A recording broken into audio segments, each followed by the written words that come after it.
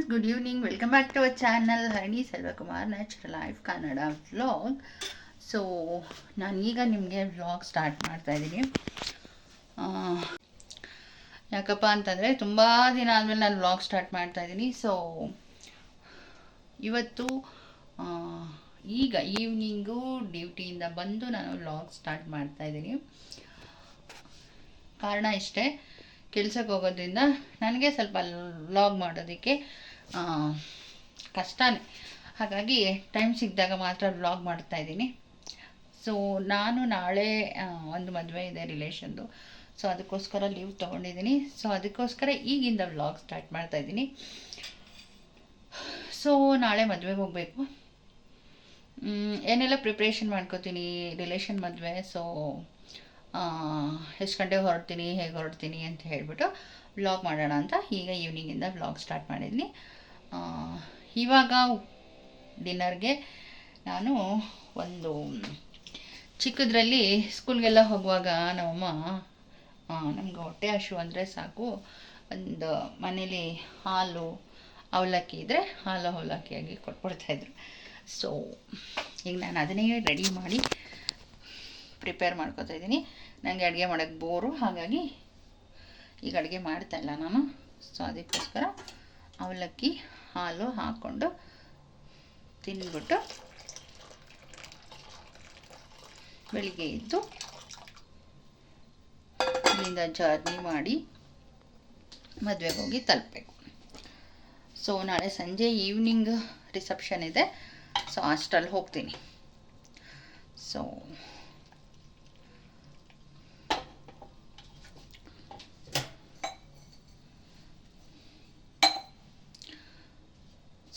ನಾನೀಗ ಬನ್ನಿ ಹೇಗೆ ಅವಲಕ್ಕಿನ ಪ್ರಿಪೇರ್ ಮಾಡ್ಕೊತೀನಿ ತೋರಿಸ್ತೀನಿ.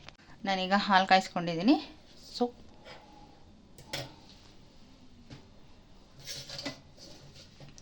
ಒಂದು ಗ್ಲಾಸ್ ಹಾಲು ತೊಗೊಳ್ತೀನಿ.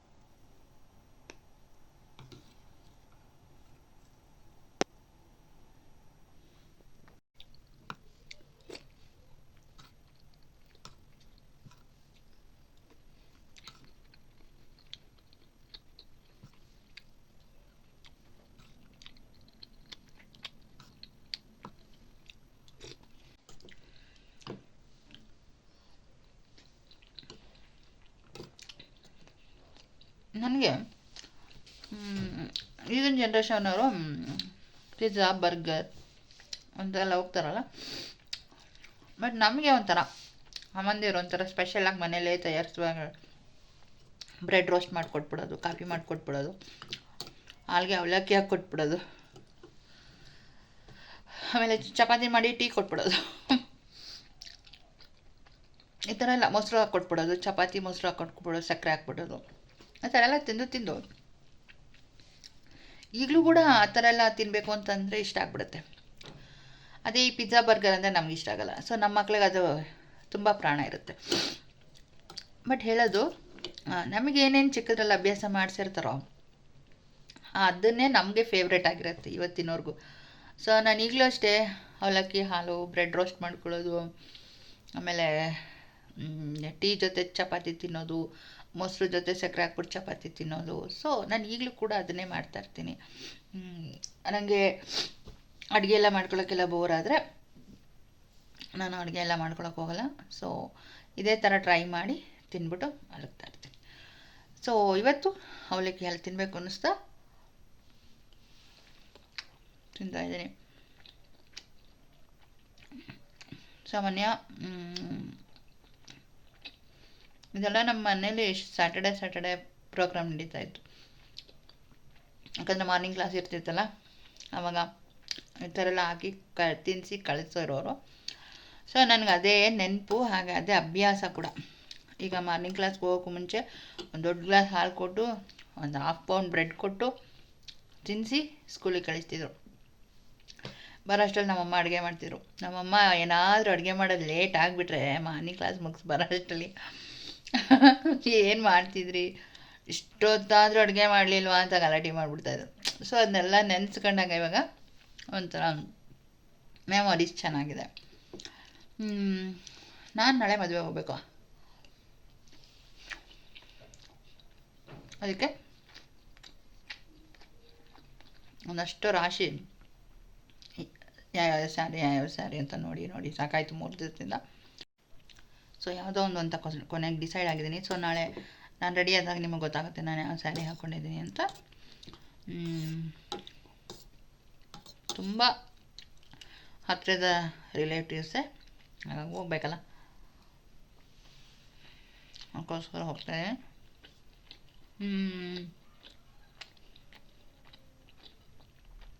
ಬ್ಯಾಂಗ್ಳೂರಲ್ಲಿ ಮದುವೆ. ಸೊ ಹಾಗಾಗಿ ಹೋಗ್ತಾಯಿದ್ದೆ. ಮದುವೆ ಮುಗಿಸ್ಕೊಂಡು ಬರೋವರೆಗೂ ವ್ಲಾಗ್ ಮಾಡ್ತೀವಿ. ಒಂಥರ ಫ್ರೀಯಾಗಿದ್ದಾಗ ಕ್ಯಾಮ್ರಾ ಕೈಗೆ ಬಂದುಬಿಡುತ್ತೆ, ವಿಡಿಯೋ ಮಾಡಬೇಕು ಅನಿಸ್ತಾ ಇರುತ್ತೆ. ಆ ಥರ ಅಭ್ಯಾಸ ಆಗ್ಬಿಟ್ಟಿದೆ ಇವಾಗ ಲೈಫ್. ಸುಮ್ಮನೆ ಇರೋಕ್ಕಾಗಲ್ಲ, ವಿಡಿಯೋ ಮಾಡಲಿಲ್ವಲ್ಲ ಅಂತ ಫೀಲ್ ಆಗುತ್ತೆ.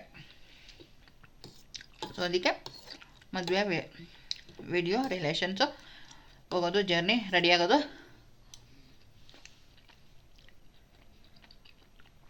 ಎಲ್ಲ ರಿಲೇಷನ್ಸ್ ಸಿಗ್ತಾರೆ, ಮಾತಾಡ್ಕೊಂಡು ಬರೋದು. Hi, good morning. ಸೊ ನಾನಿವಾಗ ಊರಿಗೆ ಹೋಗೋಕ್ಕೆ ಅಂತ ರೆಡಿಯಾಗಿದ್ದೀನಿ. ಸೊ ಬಸ್ ಕ್ಯಾಚ್ ಮಾಡ್ಕೊಂಡು ಹೋಗಬೇಕು. ಟೈಮ್ ಈಗ 8:45 ಆಗ್ತಿದೆ. ಸೊ ನೋಡೋಣ, 9:30 ಅಷ್ಟರಲ್ಲಿ ಬಸ್ ಕ್ಯಾಚ್ ಮಾಡಿದ್ರೆ ಸೊ ನಾನು ಮಧ್ಯಾಹ್ನ ರೀಚ್ ಆಗ್ತೀನಿ ಅಂತ ಅನಿಸುತ್ತೆ. ಸೊ ಸಂಜೆ ಇರೋದು ರಿಸೆಪ್ಷನು. ಹಾಗೆ ಮನೆಗೆ ಸ್ವಲ್ಪ ಗಿಡಗಳಿಗೆ ನೀರು ಹಾಕಿ ಈಗ ಹೊರಡ್ತೀನಿ.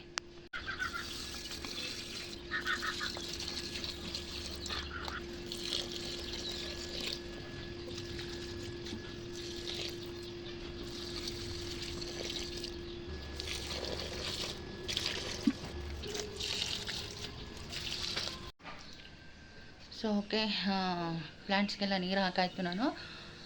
ಮತ್ತೇನು ಬರೋದು ನಾನು 2-3 ಡೇಸ್ ಆಗುತ್ತೆ. ಸೊ ಅಲ್ಲಿವರೆಗೆ ಗಿಡಗಳು ಒಣಗೋಗುತ್ತಲ್ವ, ಸೊ ಹಾಗಾಗಿ ನೀರು ಹಾಕಿದ್ದೀನಿ.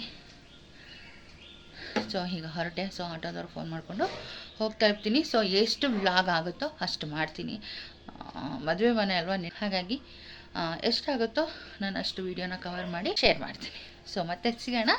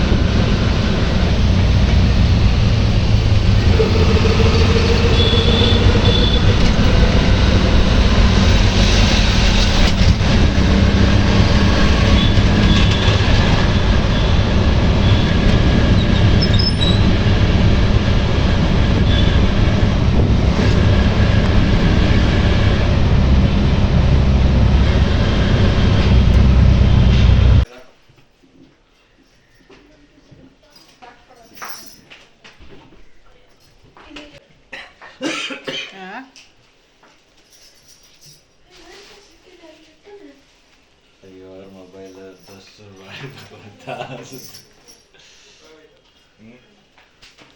ಸೋಲು ಮಾತೆ ಇಲ್ಲ ಅಂತಾರಲ್ಲ ಹಂಗೆ ಬದುಕಬೇಕು ಅದು. ನನ್ನೆಲ್ಲ ಮಾಡ್ಕೊಂಡಿ ಗಡ್ಡೆಲ್ಲ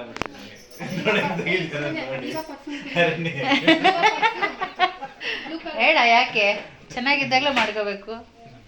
ನಮ್ಮನ್ನೆಲ್ಲ ಹಿಂಗೆ ತೋರ್ಸ್ಕೊಂಡು ನಿನ್ನ ಹಂಗೆ ತೋರ್ಸಕ್ಕಾಗತ್ತ? ಜ್ಞಾನ ಬರ್ತೀವಿ ಊಟ ಬಂದು ಮೆಟ್ರೋದಲ್ಲಿ. ಇವನ್ ಮೆಟ್ರೋದಲ್ಲಿ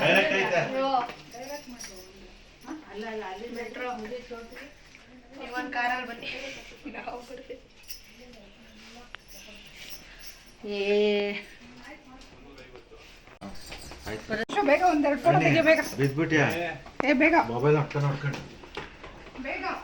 ತೆಗಿತೀನಿ. ಬನ್ನಿ ಬನ್ನಿ ಒಳಗಡೆ ಬಾ. ತೆಗಿತಾಯ್ತು ಬಿಡಿ. ಬನ್ನಿ ಮಮ್ಮಿ. ಕ್ಯಾಬ್ ಬುಕ್ ಮಾಡಿಸ್ಬಿಟ್ಟು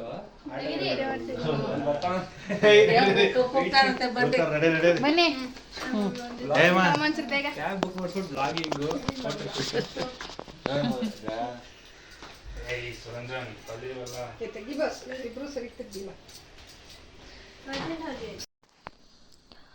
ಸೊ ನಾವೀಗ ಹೊರಟ್ವಿ ಮದುವೆ ರಿಸೆಪ್ಷನ್ಗೆ. ಸೊ ರಿಸೆಪ್ಷನ್ ಮಾತ್ರ ಅಟೆಂಡ್ ಮಾಡ್ತಾ ಇರೋದು, ಯಾಕಂದರೆ ನನ್ನ ತಮ್ಮಂಗೆ ಹುಷಾರಿಲ್ವಲ್ಲ, ನಾವು ವಾಪಸ್ ರಿಟರ್ನ್ ಬರಬೇಕು. ಹಾಗಾಗಿ ಸೊ ರಿಸೆಪ್ಷನ್ ಮಾತ್ರ ಅಟೆಂಡ್ ಮಾಡ್ಕೊಂಡು ಬರೋಣ ಅಂತ ಹೋಗ್ತಾ ಇದ್ದೀವಿ. ತುಂಬ ದೂರನೇ ಇದೆ ಚೌಟ್ರಿ ಆ್ಯಕ್ಚುಲಿ ನಮ್ಮ ಮನೆಯಿಂದ. ಸೊ ಹಾಗಾಗಿ ಎಲ್ಲ ಹೊರಟ್ವಿ ಜೊತೆಯಲ್ಲೇ. ನನ್ನ ಮಗಳು ಮತ್ತು ನಮ್ಮ ಅಕ್ಕನ ಮಗ, ಮಮ್ಮಿ, ಅಕ್ಕ, ನಾನು ಅಷ್ಟೇ ಹೋಗ್ತಾ ಇರೋದು. ಆ ಕಡೆಯಿಂದ ಮಾಮ ಅತ್ತೆ ಬರ್ತಾರೆ, ಮತ್ತು ಮಾಮಂದು ಮಗಳದು ಮಗು ಬರುತ್ತೆ. ಸೊ ಇಷ್ಟೇ ಜನ ಹೋಗ್ತಾ ಇರೋದು. ಹೋಗಿ ಅಟೆಂಡ್ ಮಾಡ್ಕೊಂಡು ಬರಬೇಕು. ನಾವು ಕರೆಕ್ಟಾಗಿರೋ ಟೈಮ್ಗೆ ಬಿಟ್ಟಿದ್ದೀವಿ. ನೋಡೋಣ ಎಷ್ಟೊತ್ತಿಗೆ ರೀಚ್ ಆಗ್ತೀವಿ ಅಂತ. ಈ ಕಾಲದಲ್ಲಿರೋ ಕಾಸ್ಟಿಗೆ ಮದುವೆ ಮಾಡ್ತೀವಿ ಅಂದರೆ ಅದು ದೊಡ್ಡ ಅತಿಶಯದ ಮಾತೆ. ಸೊ ತಂದೆ ತಾಯಿಗಳು ಅಷ್ಟು ಕಷ್ಟಪಟ್ಟು ಮಕ್ಕಳು ಒಂದು ಡ್ರೀಮ್ನ, ಮಕ್ಕಳು ಚೆನ್ನಾಗಿರಲಿ ಅಂತ ಒಂದು ಡ್ರೀಮ್ನ ಫುಲ್ಫಿಲ್ ಮಾಡೋ ದಿನ.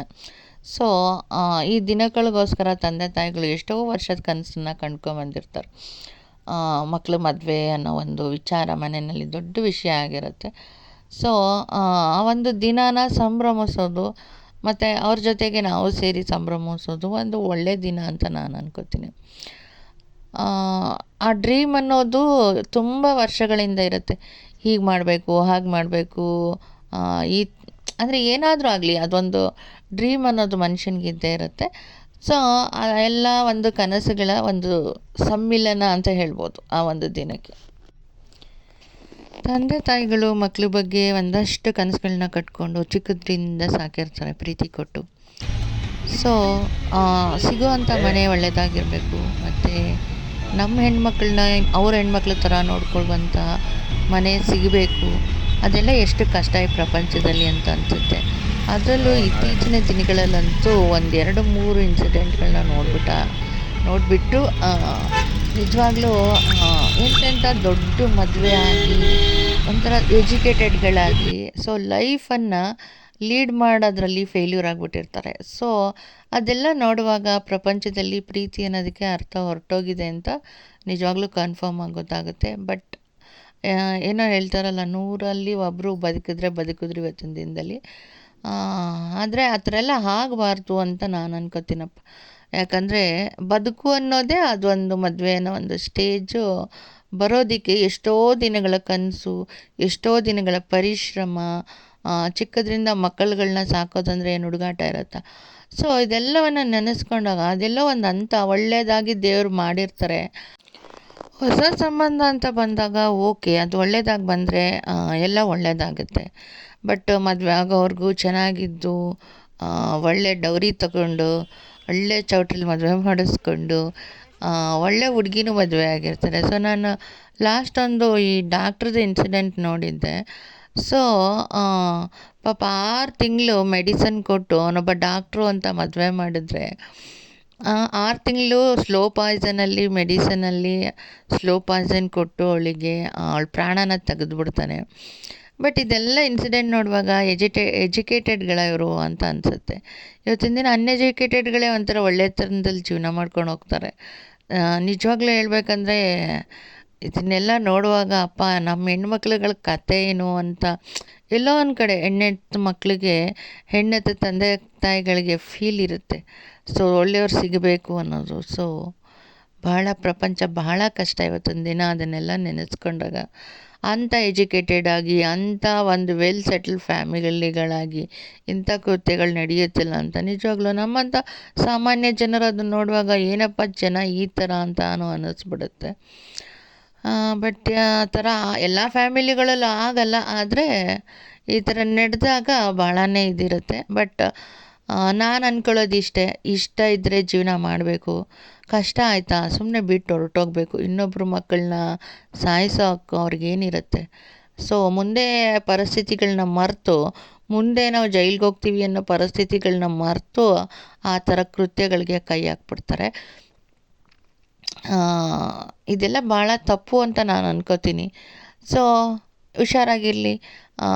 ಎಲ್ಲವನ್ನು ನೋಡಿ ಯೋಚನೆ ಮಾಡಿ ಕೊಡಿ. ಫ್ಯಾಮಿಲಿಗಳನ್ನ ನೋಡಿ ಬ್ಯಾಕ್ಗ್ರೌಂಡ್ಗಳನ್ನ ತಿಳ್ಕೊಂಡು ಹೆಣ್ಮಕ್ಳನ್ನ ಕೊಡೋ ಪ್ರಯತ್ನ ಮಾಡಬೇಕು. ಇಲ್ಲಾಂದರೆ ಭಾಳ ಕಷ್ಟ ಆಗುತ್ತೆ.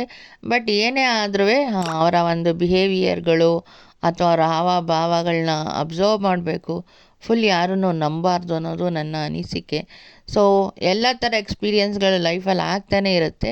ಬಟ್ ಆದರೂ ಎಡವ್ತಾ ಇರ್ತೀವಿ. ಸೊ ಅದೆಲ್ಲ ಏನೂ ಆಗದೇ ಇರೋ ಥರ ಕ್ಯಾರಿ ಮಾಡ್ಕೊಂಡು ಹೋಗೋದೇ ಇವತ್ತಿನ ದಿನ ಒಂದು ದೊಡ್ಡ ಲೈಫ್ ಲೀಡ್ ಅಂತ ಅನಿಸುತ್ತೆ.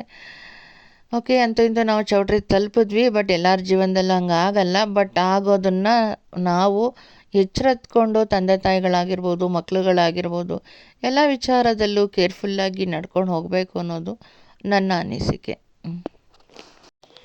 ಇವತ್ತಿನ ದಿನ ಹೆಣ್ಮಕ್ಳು ಅವ್ರ ಕಾಲ ಮೇಲೆ ಅವ್ರು ನಿಂತಿರ್ತಾರೆ, ದುಡಿತಿರ್ತಾರೆ. ಸೊ ಹಾಗಾಗಿ ಏನು ಹೆದರುವಂತಹ ಪರಿಸ್ಥಿತಿಗಳಿರಲ್ಲ. ಏನೋ ಎತ್ತೋ ಅಂತ ಹೆದ್ರುಕೊಳ್ಳೋಂಥದ್ದು ಏನೂ ಇರಲ್ಲ. ಬಟ್ ಏನಂತ ಅಂದರೆ ಲೈಫಲ್ಲಿ ಒಳ್ಳೆ ಲೈಫ್ ಪಾರ್ಟ್ನರ್ ಸಿಗಬೇಕು ಅನ್ನೋದು ಹೆಣ್ಮಕ್ಳುಗಳ ಒಂದು ಡ್ರೀಮ್ ಇರುತ್ತೆ. ಸೊ ಪ್ರಯತ್ನ ಮಾಡಬೇಕು. ಸಿಗಲಿಲ್ಲ ಅಂತಂದರೆ ತುಂಬ ಚಿಂತೆ ಮಾಡೋಕ್ಕೆ ಹೋಗ್ಬೇಕು. ಹೆಣ್ಮಕ್ಳಿಗೆ ಸೆಲ್ಫ್ ಕಾನ್ಫಿಡೆನ್ಸ್ ಅನ್ನೋದು ತುಂಬಾ ಇರಬೇಕು. ಅಲ್ಲ ಅಂದರೆ ಕಷ್ಟ ಆಗುತ್ತೆ. ಲಕ್ಷಗಟ್ಟಲೆ ಖರ್ಚು ಮಾಡಿ ಒಂದು ಒಳ್ಳೆ ಮದುವೆ ಮಾಡಿಕೊಡ್ತಾ ಇದ್ದಾರೆ ಅಂದಾಗ ಅದಕ್ಕೆ ಒಂದು ಬೆಲೆ ಕೊಡಬೇಕು, ರೆಸ್ಪೆಕ್ಟ್ ಕೊಡಬೇಕು, ಪ್ರೀತಿ ಕೊಡಬೇಕು. ಅದನ್ನು ಉಳಿಸ್ಕೊಂಡು ಹೋಗುವಂತಹ ಯೋಗ್ಯತೆನೂ ಇಟ್ಕೋಬೇಕು. ಇಲ್ಲ ಅಂತಂದರೆ ಲೈಫು ಅಂದ್ಕೊಳ್ದೇ ಲೆವೆಲ್ಗೆ ಹೋಗಿ ತಲುಪಿಬಿಡುತ್ತೆ. ಸೊ ಒಬ್ಬರು ಮನುಷ್ಯಂದು ಬಿಹೇವಿಯರು ಗೊತ್ತಾಗ್ತಾ ಇರುತ್ತೆ ನಮಗೆ. ಯಾವ್ದು ಒಳ್ಳೆಯದು ಯಾವ್ದು ಕೆಟ್ಟದ್ದು, ಇವ್ರು ಏನು ಥಿಂಕ್ ಮಾಡ್ತಾರೆ, ಇವ್ರ ಲೆವೆಲ್ ಎಂಥದ್ದು ಅಂತ ಗೊತ್ತಾಗ್ತಾ ಇರುತ್ತೆ. ಗೊತ್ತಾಗದೇ ಇರೋಷ್ಟು ಏನು ದಡ್ರು ಇರೋಲ್ಲ. ಬಟ್ ಹಾಗಂದಾಗ ನ್ಯೂಟ್ಲಾಗೋದಕ್ಕೇ ಪ್ರಯತ್ನ ಮಾಡಬೇಕು. ಅಂಥವ್ರನ್ನ ಏನೂ ಮಾಡೋಕ್ಕಾಗಲ್ಲ. ಅವ್ರ ಬುದ್ಧಿನ ಅವ್ರು ಬಿಡೋದೇ ಇಲ್ಲ ಅಂತಂದಾಗ ನಾವೆಲ್ಲ ಏನು ಮಾಡೋಕ್ಕಾಗುತ್ತೆ? ಸೊ ಕಾನೂನಿದೆ, ಕ್ರಮಗಳನ್ನ ತಗೋಬೇಕು. ಆ ಸಂಬಂಧಗಳ ಜೊತೆ ಬದುಕೋದಕ್ಕಿಂತ ಬಿಟ್ಬಿಟ್ಟು ಬದುಕೋದೇ ಎಷ್ಟೋ ಉತ್ತಮ ಅಂತ ನನಗನ್ಸುತ್ತೆ. ಯಾಕಂದರೆ ಸಂಬಂಧ ಜೊತೆ ಬದುಕ್ತಾ ಇದ್ದೀವಿ ಅಂದಾಗ ಆ ಸಂಬಂಧದಲ್ಲಿ ಅರ್ಥ ಇರಬೇಕು, ಪ್ರೀತಿ ಇರಬೇಕು, ಕರುಣೆ ಇರಬೇಕು, ಮಮತೆ ಇರಬೇಕು, ಎಲ್ಲ ಇರಬೇಕು. ಅದ್ಯಾವುದು ಅದರಲ್ಲಿ ಇಲ್ಲಿ ಕಾಣಿಸ್ತಿಲ್ಲ ಅಂದಾಗ ಆ ಒಂದು ಸಂಬಂಧದಲ್ಲಿ ಬದುಕೋದ್ರಲ್ಲಿ ಅರ್ಥನೇ ಇರಲ್ಲ. ಯೂನಿವರ್ಸಿಟಿ ಹತ್ರ ಇದ್ದಿದ್ದರಿಂದ ಸ್ವಲ್ಪ ನಮ್ಮ ಮಾಮಂಗೆ ಅಡ್ರೆಸ್ ಗೊತ್ತಾಗದೆ ಪಾಪ ಲೇಟ್ ಆಗ್ತಿದೆ, ನಾವು ಅವ್ರು ಬಂದಮೇಲೆ ಎದ್ದೋಗೋಣ ಅಂತ ಹೇಳ್ಬಿಟ್ಟು. ಸೊ ಇದು ಇವರು ರಿಲೇಷನ್ನೇ, ಈಗ ಮದುವೆ ಮಾಡ್ತಿದ್ದಾರಲ್ಲ ಅವ್ರ ಅಕ್ಕ. ಸೊ ಅವರೆಲ್ಲ ಬಂದು ಮಾತಾಡಿಸ್ತಿದ್ದಾರೆ ನಮ್ಮನ್ನ. ಹಾಗೆ ಮದುವೆ ಮನೆಯಲ್ಲಿ ಫ್ಲವರ್ ಡೆಕೋರೇಷನ್ ತುಂಬಾ ಚೆನ್ನಾಗಿದೆ. ನಮ್ಮ ರಿಲೇಷನ್ಸ್ಗಳು ನಮಗೆ ಯಾಕಪ್ಪ ಸಿಗಲೇ ಇಲ್ಲ. ಲೇಟಾಗಿ ಬರ್ತಿದ್ರು ಅಥವಾ ಚೌಟ್ರಿ ದೂರ ಇತ್ತಲ್ಲ, ಹಾಗಾಗಿ ಲೇಟ್ ಆಯಿತು ಏನಂತಲೇ ಗೊತ್ತಿಲ್ಲ. ಬಟ್ ಒಬ್ಬರು ರಿಲೇಷನ್ಸ್ ತುಂಬ ನಿಯರೆಸ್ಟ್ ರಿಲೇಷನ್ಸ್ಗಳಿಲ್ಲ. ಇವರೆಲ್ಲ ನಮ್ಮ ಊರಿನ ಜನ. ಸೊ ನಮ್ಮ ತಂದೆದು ಇದೆಯಲ್ಲ ಅಲ್ಲಿ ಇರೋವಂಥವ್ರು. ಸೊ ಅವರು ಬಂದು ನಮ್ಮನ್ನು ಮಾತಾಡಿಸಿದ್ದಾರೆ. ಸೊ ನಾವು ಮೊದಲು ಊರಲ್ಲಿದ್ವಿ, ಅವರು ಎಲ್ಲ ಪರಿಚಯ ಇರುತ್ತಲ್ವ, ಅವರೆಲ್ಲ ಬಂದು ಮಾತಾಡಿಸ್ತಿದ್ದಾರೆ. ನಮ್ಮೂರಿನಲ್ಲಿರೋರು ಈ ಒಂದು ರಿಲೇಷನ್ಸ್ಗಳಿಗೂ ಸ್ವಲ್ಪ ಹತ್ರದ ರಿಲೇಷನ್ಸ್ ಆಗಿದ್ದಾರೆ. ಸೊ ಹಾಗಾಗಿ ಈ ಮದುವೆಯಲ್ಲಿ ಅವರೆಲ್ಲ ಸಿಗ್ತಿದ್ದಾರೆ, ನಮ್ಮೂರಿಂದ ಬಂದಿದ್ದವರೆಲ್ಲ. ಸೊ ಮಾತಾಡಿಸ್ತಾ ಇದ್ವಿ. ಸೊ ಒಂದು ಮದುವೆಗೆ ಹೋಗಬೇಕು ಅಂತಂತಂದರೆ ತುಂಬ ಆ ಸ್ಯಾರಿ ಹಾಕ್ಕೊಂಡು ಹೋಗೋಣ, ಆ ಥರ ಡ್ರೆಸ್ ಮಾಡ್ಕೊಳ್ಳೋಣ, ಹೀಗೆ ಹೋಗೋಣ ಅಂತ ಇರುತ್ತಲ್ಲ. ಸೊ ನಾನು ಸುಮ್ಮನೆ ಆ ಥರ ಏನು ತುಂಬ ಚಾಯ್ಸ್ ಮಾಡಿ ಸ್ಯಾರಿ ತೊಗೊಂಡು ಹೋಗಿರಲಿಲ್ಲ. ಸುಮ್ಮನೆ ಇದು ಉಟ್ಕೊಳ್ಳೋಣ ಅಂತ ತೊಗೊಂಡೋಗಿದ್ದೆ. ಬಟ್ ಅದು ತುಂಬಾ ಚೆನ್ನಾಗಿ ಬಂತು ಸ್ಯಾರಿ. ಆ್ಯಕ್ಚುಲಿ ಆ ಸ್ಯಾರಿ ನಾವು ತರುವಾಗ ನಾನು, ನಮ್ಮಮ್ಮ, ನಮ್ಮ ಅತ್ತೆ, ನಮ್ಮ ಮಾಮ, ನನ್ನ ತಮ್ಮ ಎಲ್ಲರನ್ನೂ ನಾನು ಕರ್ಕೊಂಡು ಇಡೀ ಏನಂತಾರದು K R market, okay, K R. Market ಹತ್ರ ಎಲ್ಲ ಚೆನ್ನಾಗಿ ಓಡಾಡಿಸಿ ಎಲ್ಲ ಅಂಗಡಿಯಲ್ಲೂ ಸುತ್ತಿ ಆ ಸ್ಯಾರಿನ ತಗೊಂಡೆ. ನಮ್ಮಮ್ಮ ನೆನೆಸ್ಕೊತಾ ಇದ್ರು, ಅಯ್ಯೋಯ್ಯೋ ನೀನು ಇಡೀ ಒಂದು ಇದು ಏನಪ್ಪ ಅಂಗಡಿ ಎಲ್ಲ ಸುತ್ತಿ ತಗೊಂಡಿದ್ದು ಸ್ಯಾರಿ ಅಲ್ವಾ ಇದು ಅಂತ ಹೇಳ್ಬಿಟ್ಟು. ಸೊ ನಾನು 2 ಸ್ಯಾರಿ ಪರ್ಚೇಸ್ ಮಾಡಿದೆ ಆಗ. ಬಟ್ ಅದೆರಡೂ ಸ್ಯಾರಿ ಬ್ಯೂಟಿಫುಲ್ ಆಗಿದೆ. ಸೊ ಇದೊಂದು ಮತ್ತು ಇನ್ನೊಂದು ಬ್ಲ್ಯಾಕು. ಸೊ ಅದೆರಡು ಸ್ಯಾರಿ ನಮ್ಮಮ್ಮನ ನೆನಪಲ್ಲಿ ಹಾಕಿದೆ ಅಂತಂದರೆ ಅಷ್ಟು ಸುತ್ತಿಸಿ ತೊಗೊಂಡಿದ್ದೆ ಸ್ಯಾರಿನ ನಾನು. ಯಾವ ಅಂಗಡಿಗೆ ಹೋದ್ರೂ ಒಪ್ತಾ ಇಲ್ಲ ನನ್ನ ಸ್ಯಾರಿಗಳನ್ನ. ಬಟ್ ಆದರೆ ಅದಷ್ಟೇ ಚೆನ್ನಾಗಿತ್ತು. ಆಮೇಲೆಲ್ಲ ನಮ್ಮ ಮಾಮ ಬಂದರು, ಫೋಟೋ ತೊಗೊಂಡು ಮುಯ್ಕೊಟ್ಟು ಊಟಕ್ಕೆ ಹೋಗೋಣ ಅಂತ ಹೋಗ್ತಾ ಇದ್ವಿ. ಸೊ ಮದುವೆ ಮನೆಯಲ್ಲೇ ಹುಡುಗ ಮತ್ತು ಹುಡುಗಿ ಒಂದು ವಿಧಾನಸೌಧ ಮುಂದೆ ಫೋಟೋಶೂಟ್ ಮಾಡಿಸಿದ್ರು. ತುಂಬಾ ಬ್ಯೂಟಿಫುಲ್ಲಾಗಿ ಬಂದಿತ್ತು. ಸೊ ಅದನ್ನು ನಾನು ನೋಡ್ತಾ ಇದ್ವಿ. ತುಂಬ ಸಿಂಪಲ್ ಆಗಿದ್ರು ಒಂಥರ ಚೆನ್ನಾಗಿ ಬಂದಿದೆ ಆ ಫೋಟೋಶೂಟು. ಸೊ ನನಗೆ ಇಷ್ಟ ಆಯಿತು. ಹಾಗೆ ಊಟ ಮಾಡ್ತಾಯಿದ್ದೀವಿ ಈಗ. ಸೊ ಊಟ ಕೂಡ ಚೆನ್ನಾಗಿತ್ತು. ಆ್ಯಂಡ್ ಊಟ ಎಲ್ಲ ಆದಮೇಲೆ ಹೊರಡೋಣ ಅಂತ ಹೇಳಿಬಿಟ್ಟು, ಸೊ ನಾನು ಮದುವೆ ಮನೇಲಿ ಎಲ್ಲ ಪ್ರತಿಯೊಂದು ವೀಡಿಯೋನೂ ನಾನು ಶೂಟ್ ಮಾಡಿ ನಾನು ನಿಮ್ಮ ಜೊತೆ ಶೇರ್ ಮಾಡ್ತಾಯಿದ್ದೀನಿ. ಊಟ ಕೂಡ ಚೆನ್ನಾಗಿತ್ತು. ಬಟ್ ಅಲ್ಲಿ ಏನಂದರೆ ನಮ್ಮ ಮಾಮಂಗೆ ಅಡ್ರೆಸ್ ಸಿಕ್ಕಿರಲಿಲ್ಲ. ಅಡ್ರೆಸ್ ಸಿಗದೆ ನಮ್ಮ ಮಾಮ ಪಾಪ ಸುತ್ತಿ ಬಂದಿದ್ದರು. ಮಾಮಗೆ ಸ್ವಲ್ಪ ಕೋಪ ಬಂದುಬಿಟ್ಟಿತ್ತು, ಏನಿದು ಅಡ್ರೆಸ್ ಸರಿಯಾಗಿ ಸಿಗ್ತಾ ಇಲ್ವಲ್ಲ ಅಂತ ಹೇಳಿ. ಆಮೇಲೆ ನಾವು ಮುಯ್ಯೆಲ್ಲ ಕೊಟ್ಟು ಜೊತೇಲಿ ಫೋಟೋ ತೊಗೊಂಡು ಸೊ ಆಮೇಲೆ ಊಟಕ್ಕೆ ಬಂದ್ವಿ. ಇಷ್ಟೆಲ್ಲ ಆಯಿತು ಈ ಮದುವೆಯಲ್ಲಿ. ಸ್ಯಾರಿ ಏನು ಹೊಸದಲ್ಲ. ಸೊ ನಾನು ಮೊದಲೇ ತೊಗೊಂಡಿದ್ದು 2 ಸಾರಿ ಹಾಕ್ಕೊಂಡಿದ್ದೀನಿ. ಸೊ ಮೊದಲೆಲ್ಲ ಹೇಗೆ ಮೈಂಡ್ ಸೆಟ್ ಅಂತಂದರೆ, ಒಂದು ಸ್ಯಾರಿ ಒಂದು ಫಂಕ್ಷನ್ಗೆ ಹಾಕ್ಕೊಂಡೋಗಿ ಸ್ಯಾರಿ ಇನ್ನೊಂದು ಸಾರಿ ಹಾಕೋಬಾರ್ದು, ಆ ಥರ ಎಲ್ಲ ಇತ್ತು ಮೈಂಡ್ ಸೆಟ್ಟು. ಬಟ್ ಈಗ ನಂಗೆ ಆ ಥರ ಮೈಂಡ್ ಸೆಟ್ಟೆಲ್ಲ ಸ್ವಲ್ಪ ಕಮ್ಮಿ ಆಗಿದೆ. ಯಾಕಂತಂದರೆ ಯಾವುದೋ ಒಂದು ಉಟ್ಕೊಂಡೋಗೋಣ ಅನ್ನೋ ಒಂದು ಲೆವೆಲ್ ಆಗಿಬಿಟ್ಟಿದೆ. ಯಾಕಂದರೆ ನಂದು ಏಮು, ನಂದು ಗುರಿ ಎಲ್ಲ ಬೇರೆ ಚೇಂಜ್ ಆಗಿಬಿಟ್ಟಿದೆಯಲ್ಲ. ಮೊದಲಂದರೆ ಯಾವಾಗಲೂ dress, makeup, sari, matching set ಈ ಥರನೇ ಇತ್ತು. ಬಟ್ ಈಗ ಸ್ವಲ್ಪ ಕಮ್ಮಿ ಆಗಿಬಿಟ್ಟಿದೆ. ಸೊ ಈಗ ನಂದು ಥಿಂಕಿಂಗ್ ಆಗಿರ್ಬೋದು, ನಂದು ಸೇವಿಂಗ್ಸ್ ಆಗಿರ್ಬೋದು, ಬೇರೆ ಕಡೆ ಮೈಂಡ್ ಓಡ್ತಿದೆಯಲ್ಲ, ಜಾಸ್ತಿ ತಲೆ ಕೆಡಿಸ್ಕೊಳ್ಳಲ್ಲ. ಬಟ್ ಹಾಕೋಬೇಕಾ ಒಂದು ಸ್ವಲ್ಪ ಚೆನ್ನಾಗಿ ಹಾಕ್ಕೊಳ್ಳೋಣ ಅಷ್ಟೇ. ಅದು ಬಿಟ್ಟರೆ ಇದೇ ಹಾಕ್ಕೋಬೇಕು ಅದೇ ಹಾಕ್ಕೋಬೇಕಂತ ಏನಲ್ಲ. ಆಗ ಆ ಥರ ಎಲ್ಲ ಮಾಡ್ಕೊಳ್ಳೋಕೆ ಏನಾದ್ರು ಒಂದು ಕೆಟ್ಟೋಗ್ತಿತ್ತು. ಬಟ್ ಈಗ ಸುಮ್ಮನೆ ತೊಗೊಂಡು ಉಟ್ಕೊಳ್ಳೋಣ ಅಂದರೆ ಅದು ತುಂಬ ನೀಟಾಗಿ ಬರುತ್ತೆ. ಹಂಗೆ ಅನಿಸುತ್ತೆ ಅಲ್ಲ ಯಾವಾಗಲೂ. ಸೊ ನಮ್ಮದು ಊಟ ಎಲ್ಲ ಆಯಿತು. ಈಗ ಹೊರಟ್ವಿ ನಾವು. ಈಗ ನಮ್ಮ ಮಾಮ, ಅತ್ತೆ ಮತ್ತು ಅವ್ರ ಮೊಮ್ಮಗಳೆಲ್ಲ ಗಾಡೀಲಿ ಬಂದಿದ್ದರು. ಸೊ ನಾವು ಕ್ಯಾಬ್ ಮಾಡ್ಕೊಂಬಂದಿದ್ವಿ. ಈಗ ಹೊರಡ್ತಾ ಇದ್ದೀವಿ.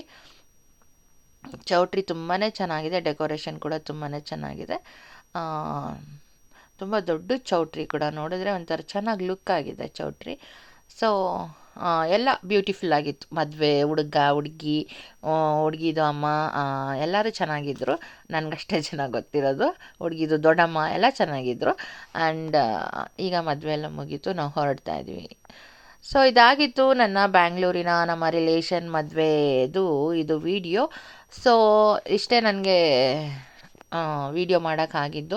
ಸೊ ನನಗೆ ಎಷ್ಟಾಗುತ್ತೋ ಅಷ್ಟು ವೀಡಿಯೋ ಮಾಡಿದ್ದೀನಿ. ಹಾಗೆ ಕೊನೆಯಲ್ಲಿ ಒಂದಷ್ಟು ರಾಶಿ ಫೋಟೋ ತೊಗೊಂಡಿರ್ತೀನಲ್ಲ, ಅದನ್ನ ಶೇರ್ ಮಾಡ್ಕೋತೀನಿ. ಯಾಕಂದರೆ ನನಗೆ ಮೆಮೊರೀಸ್ಗೆ ಉಳಿಯುತ್ತೆ ಅಂತ ಹೇಳ್ಬಿಟ್ಟು ಕೊನೆಯಲ್ಲಿ ಎಂಡಿಂಗಲ್ಲಿ ಆ ಫೋಟೋಸ್ಗಳನ್ನ ನಾನು ಹಾಕೋದು. ಹಾಗಾಗಿ ಸೊ ಮಕ್ಕಳೆಲ್ಲ ಖುಷಿಯಾಗಿದ್ದರು. ಅವರವರೇ ಫೋಟೋ ತೊಗೋತಿದ್ದಾರೆ.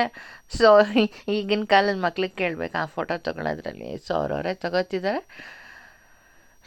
ಸೊ ನಾಳೆ ಧಾರೆ ಇದೆ. ಬಟ್ ಧಾರೆಗೆಲ್ಲ ನಾವು ಉಳಿಯೋಲ್ಲ. ಯಾಕೆಂತಂದರೆ ಮನೇಲಿ ತಮ್ಮನಿಗೆ ಹುಷಾರಿಲ್ಲಲ್ಲ. ಸೊ ಅವನ ಜೊತೆ ಇರೋಣ ಅಂತ. ಯಾಕೆಂದರೆ 1-2 ದಿನ ರಜದಲ್ಲಿ ಒಂದಿನ ಮದುವೆ, ಒಂದಿನ ಅವನ ಜೊತೆ ಇರೋಣ ಅಂತ ಪ್ಲ್ಯಾನ್ ಆಯಿತು. ಸೊ ನಮ್ಮಮ್ಮ ಕೂಡ ಅವ್ನಿಗೆ ಹುಷಾರಿಲ್ವಲ್ಲ, ನಾವು ಮತ್ತೆ 2 ದಿನ ಎಲ್ಲ ಹೋಗೋದು ಬೇಡ ಸಾಕು ರಿಸೆಪ್ಷನ್ ಅಷ್ಟೇ ಅಟೆಂಡ್ ಮಾಡಿ ಬರೋಣ ಅಂತ ಹೇಳಿ ಹೋಗಿ ಬಂದ್ವಿ. ಸೊ ನಮ್ಮ ಮನೇಲಿ ನಮ್ಮ ಮಕ್ಕಳು ಒಂದು ಬೆಕ್ಕು ಸಾಕಿದ್ದಾರೆ. ಸೊ ಅದು ನಾರ್ಮಲ್ ಬೆಕ್ಕೆ. ಸೊ ಅದಕ್ಕೆ ಹೆಸರಿಡೋದಕ್ಕೆ ಪಾಪ ಅವರು ಇಂಟರ್ನೆಟ್ಟಲ್ಲೆಲ್ಲ ಸರ್ಚ್ ಮಾಡಿ ಮಾಡಿ ಮಾಡಿ ಕೊನೆಗೆ ಒಂದು ಫ್ರೂಟ್ ಹೆಸರಿಟ್ಟಿದ್ದಾರೆ, ಆರೆಂಜ್ ಅಂತ. ನನಗೆ ಹೇಳ್ತಾಯಿದ್ರು, ನಾವೆಲ್ಲ ಇದಕ್ಕೆ ಹೆಸರಿಡೋಕ್ಕೆ ಇಂಟರ್ನೆಟ್ಟಲ್ಲೆಲ್ಲ ಹುಡುಕಿದ್ವಿ ಅಂತ. ಕೊನೆಯಲ್ಲಿ ಅವ್ರು ಇಟ್ಟಿರೋ ಹೆಸರು ಆರೆಂಜ್ ಅಂತ. ಸೊ ತುಂಬ ಬ್ಯೂಟಿಫುಲ್ಲಾಗಿದೆ. ನಾನು ಯಾವತ್ತೂ ಲೈಫಲ್ಲೇ ಬೆಕ್ಕು ಮುಟ್ಟಿರಲಿಲ್ಲ, ಹಿಡ್ಕೊಂಡು ಇರಲಿಲ್ಲ. ಅದೇನೋ ಗೊತ್ತಿಲ್ಲ, ಅದು ತುಂಬ ಮುದ್ದಾಗಿತ್ತು ಮತ್ತು ತುಂಬ ನೋಡೋಕ್ಕೆ ಸ್ಮೂತಾಗಿ ತುಂಬ ಚೆನ್ನಾಗಿತ್ತು ಕ್ಯಾಟು. ಹಾಗಾಗಿ ಹಿಡ್ಕೊಂಡು ಅದನ್ನು ಎಕ್ಸ್ಪೀರಿಯೆನ್ಸ್ ಮಾಡ್ತಿದ್ದೀನಿ. ಫಸ್ಟ್ ಟೈಮ್ ನಾನು ಬೆಕ್ಕು ಹಿಡ್ಕೊಂಡಿರೋದು. ನನಗೆ ಬೆಕ್ಕು ನಾಯಿಯಿಂದ ಎಲ್ಲ ನಾನು ದೂರ, ಬಟ್ ನನ್ನ ಏಂಜಲ್ ಹಿಂಸೆಗೆ ನಾಯಿನ ನೋಡಿದ್ದೆ. ಆಮೇಲೆ ಈಗ ಬೆಕ್ಕು ತುಂಬ ಚೆನ್ನಾಗಿದೆ. ಬೆಕ್ಕು ಹೆಸರು ಆರೆಂಜ್ ಅಂತ. ಸೊ ಕೊನೆಯದಾಗಿ ಆ್ಯಸ್ ಯೂಶ್ವಲ್ ನಾನು ನನ್ನ ಪಿಕ್ಗಳನ್ನ ಶೇರ್ ಮಾಡ್ತಾಯಿದ್ದೀನಿ. ತುಂಬಾ ಚೆನ್ನಾಗಿ ಬಂದಿತ್ತು ಎಲ್ಲ ಫೋಟೋಸ್ಗಳು. ಸೊ ಮೆಮೊರೇಬಲ್ ಫೋಟೋಸ್ಗಳನ್ನ ನನ್ನ ಒಂದು ವೀಡಿಯೋಸ್ ಎಂಡಿಂಗಲ್ಲಿ ನಾನು ಶೇರ್ ಮಾಡ್ಕೋತೀನಿ. ಯಾಕಂತಂದರೆ ವೀಡಿಯೋ ಶೇರ್ ಮಾಡಿದ್ಮೇಲೆ ಫೋಟೋನು ಶೇರ್ ಮಾಡಬೇಕಲ್ಲ. ಸೊ ಹಾಗಾಗಿ ಫೋಟೋನು ಶೇರ್ ಮಾಡ್ತಾಯಿದ್ದೀನಿ. ಸೊ ಇದೆಲ್ಲ ಚೌಟ್ರಿಲಿ ತಗೊಂಡಂಥದ್ದು. ಓಕೆ ಫ್ರೆಂಡ್ಸ್, ನಾನೀಗ ಈ ಒಂದು ವೀಡಿಯೋನ ಇನ್ನೇನು ಎಂಡಿಂಗ್ ಮಾಡ್ತಾಯಿದ್ದೀನಿ. ಸೊ ಯಾರಿಗೆಲ್ಲ ಈ ವಿಡಿಯೋ ಇಷ್ಟ ಆಯಿತು ಲೈಕ್ ಮಾಡಿ, ಸಬ್ಸ್ಕ್ರೈಬ್ ಮಾಡಿ, ಹಾಗೆ ಬೆಲ್ ಐಕಾನ್ ಪ್ರೆಸ್ ಮಾಡಿ. ಸೊ ನಾನು ವೀಡಿಯೋ ಹಾಕಿದ ತಕ್ಷಣ ನೋಟಿಫಿಕೇಷನ್ಸ್ ನಿಮಗೆ ಬರುತ್ತೆ. ಸೊ ನನ್ನ ವೀಡಿಯೋ ನಿಮಗೆ ಲಭ್ಯ ಆಗುತ್ತೆ. ಹಾಗೆ ಸಬ್ಸ್ಕ್ರೈಬ್ ಮಾಡೋದನ್ನು ಮರಿಬೇಡಿ. ಹಾಗೆ ನನ್ನ ಚಾನಲ್ಗೆ ಸಪೋರ್ಟ್ ಮಾಡಿ ಅಂತ ಕೇಳ್ಕೊತಾ, ಸೊ ಈ ವಿಡಿಯೋ ಎಲ್ಲರಿಗೂ ಎಷ್ಟು ಇಷ್ಟ ಆಯಿತು ಅಂತ ಹೇಳ್ತಾ, ಮತ್ತೆ ಮುಂದಿನ ಒಂದು ಒಳ್ಳೆ ವೀಡಿಯೋವರೆಗೂ ಈ ವಿಡಿಯೋನ ಫಾಲೋ ಮಾಡ್ತಾಯಿರಿ, ನೋಡ್ತಾಯಿರಿ, ಲೈಕ್ ಮಾಡ್ತಾಯಿರಿ, ಶೇರ್ ಮಾಡ್ತಾಯಿರಿ, ಕಮೆಂಟ್ಸ್ ಮಾಡ್ತಾಯಿರಿ. ಹೊಸ್ದಾಗಿ ನೋಡ್ತಾ ಇರೋರು ಸಬ್ಸ್ಕ್ರೈಬ್ ಮಾಡಿಕೊಂಡು ಚಾನಲ್ನ ನೋಡೋದನ್ನು ಮರಿಬೇಡಿ. ಓಕೆ ಫ್ರೆಂಡ್ಸ್, ಸೊ ನಾನಿಲ್ಲಿ ಒಂದು ವಿಚಾರನ ತುಂಬ ಹೇಳಿದ್ದೀನಿ. ಸೊ ಇದೆಲ್ಲ ನಮ್ಮ ಸಮಾಜದಲ್ಲಿ ನಡೀತಾ ಇದೆ. ಸೊ ನಮಗೂ ಹೆಣ್ಮಕ್ಳುಗಳಿದೆ, ಹೆಣ್ಮಕ್ಳಿರೋರು ಮದುವೆ ಮಾಡಿಕೊಡ್ತಿರ್ತಾರೆ. ಎಲ್ಲ ವಿಚಾರಧಾರೆಗಳು ಎಲ್ರಿಗೂ ಸಂಬಂಧಪಟ್ಟಿರುತ್ತೆ. ಹಾಗಾಗಿ ಒಂದಷ್ಟು ಟಾಪಿಕನ್ನು ಮಾತಾಡಿದ್ದೀನಿ. ಸೊ ಹುಷಾರಾಗಿರಬೇಕಾಗಿರೋದು ನಮ್ಮೆಲ್ಲರ ಕರ್ತವ್ಯ. ಇವತ್ತಿನ ಒಂದು ಸೊಸೈಟಿ ಆಗಿದೆ, ಸಮಾಜ ಆಗಿದೆ. ಸೊ ಎಲ್ಲ ಬೆಳವಣಿಗೆಗಳನ್ನ ಅರ್ಥ ಮಾಡ್ಕೋಬೇಕು ನಾವುಗಳು ಕೂಡ. ನಾನು ಅನ್ನೋದಿಷ್ಟೇ, ಕಾನೂನನ್ನು ತುಂಬ ನಿಮ್ಮ ಒಂದು ಸ್ವಂತಕ್ಕೆ ಯೂಸ್ ಮಾಡ್ಕೊಳ್ಳಿ. ಯಾಕಂದರೆ ಇಂಥ ಇನ್ಸಿಡೆಂಟ್ಗಳು ನಡೆಯುವಾಗ ಕಾನೂನಿನಿಂದ ಹೋರಾಟ ಮಾಡಬಹುದು. ಹೆದರ್ಕೊಂಡು ಕೂತ್ಕೊಳ್ಳೋದು, ಅವರ ಒಂದು ದಬ್ಬಾಳಿಕೆನ ಸಹಿಸ್ಕೊಂಡು ಹೋಗೋವಂಥ ಅವಶ್ಯಕತೆ ಎಲ್ಲ ಇರಲ್ಲ. ಸೊ ಹಾಗಾಗಿ ನೋಡಿ ಮಾಡಿ ಹೆಣ್ಮಕ್ಳನ್ನ ಕೊಡಿ, ಮತ್ತು ಚೆನ್ನಾಗಿ ಲೈಫ್ ಲೀಡ್ ಮಾಡಲಿ. ಒಳ್ಳೆಯವ್ರು ಸಿಕ್ಕಿದಾಗ ಒಳ್ಳೆಯ ಜೀವನ ನಡೆಯುತ್ತೆ. ಎಲ್ಲರೂ ಒಂದೇ ಥರ ಇರಲ್ಲ, ಹಾಗೆ ಎಲ್ಲರೂ ಕೆಟ್ಟವರಾಗಿರಲ್ಲ, ಹಾಗೆ ಎಲ್ಲರೂ ಒಳ್ಳೆಯವರು ಅಲ್ಲ. ಸೊ ಎಲ್ಲ ಒಂದು ಮಾತುಗಳು ಎಲ್ರಿಗೂ ನಮ್ಗೆ ಅನ್ವಯಿಸೋದ್ರಿಂದ ನಾನು ಹೇಳಿದ್ದೀನಿ.